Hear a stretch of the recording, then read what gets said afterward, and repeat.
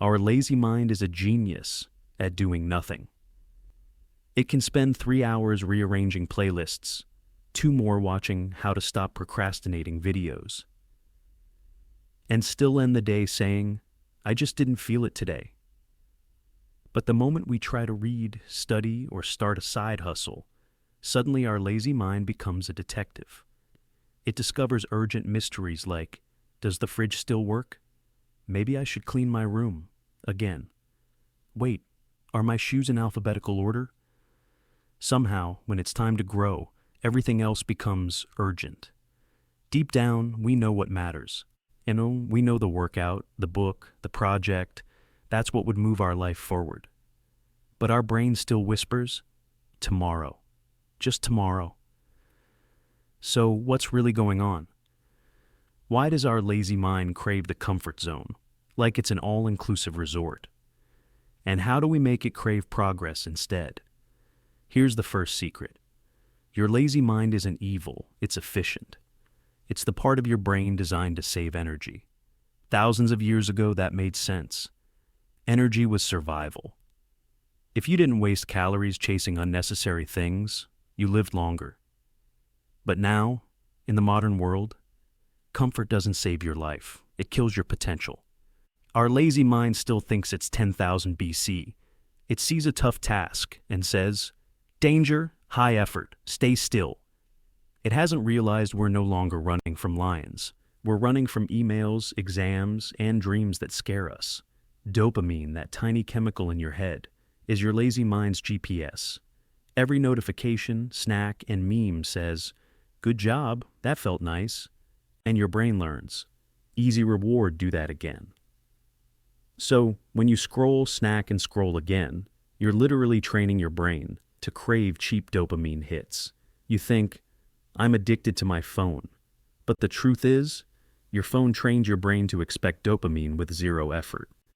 Meanwhile, real effort like reading, writing, learning, feels like no reward up front.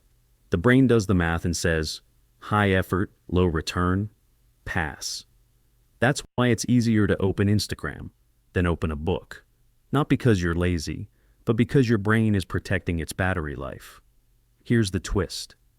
The brain uses about 20% of your body's total energy. So, when it sees something difficult, it calculates risk versus reward. That's why procrastination isn't always emotional. Sometimes it's biological. Your brain says, let's save energy now. We'll do the hard thing later. But later never comes. And the more often you obey that voice, the stronger the lazy mind becomes. You literally build a comfort reflex, a habit loop that rewards avoidance. But here's the part the lazy mind doesn't want you to know. Effort itself can become addictive.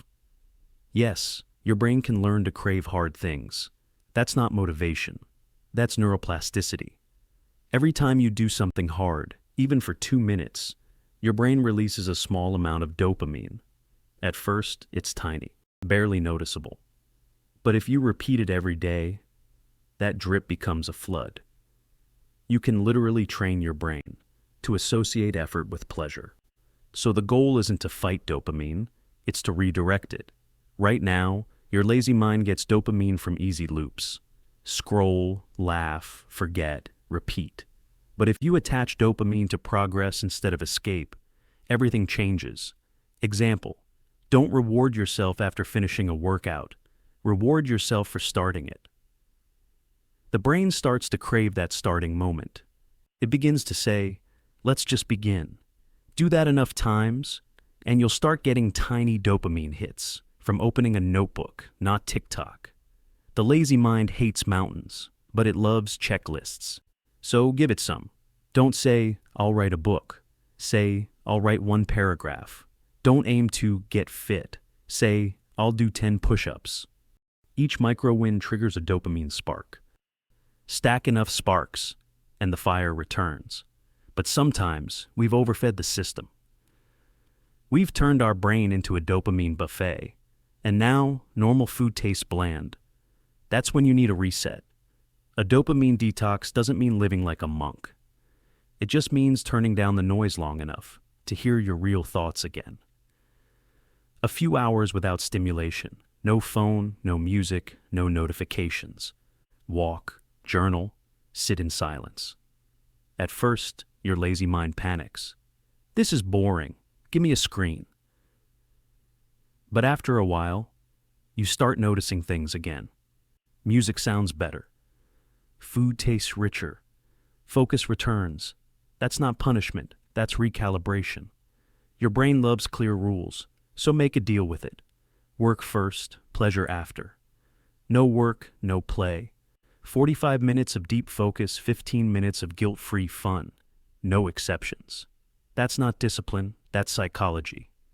The brain quickly learns, pleasure follows progress, not replaces it.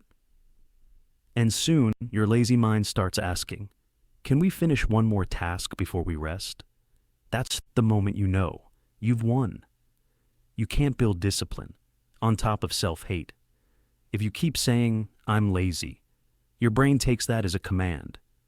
Because your brain listens to identity more than logic. Tell it. I'm the kind of person who finishes what I start. I'm learning to enjoy hard things. It sounds small, but identity is the software behind every habit. Change the code, and the actions follow automatically. At the end of the day, the lazy mind isn't the villain. It's just trying to save energy. It wants comfort because comfort once meant survival. But if we let it drive forever, we stay parked. The challenge isn't to silence the lazy mind. It's to guide it, to give it a mission worth chasing, a project, a dream, a better version of you. Because when your brain learns that long-term satisfaction feels better than short-term pleasure, that's when the lazy mind becomes the disciplined mind. So go on. Do something your lazy mind doesn't expect. Start the task. Take the step. Reclaim your dopamine. And maybe, just maybe, give your lazy mind a new favorite feeling, the joy of progress. Now go. Your future self is waiting.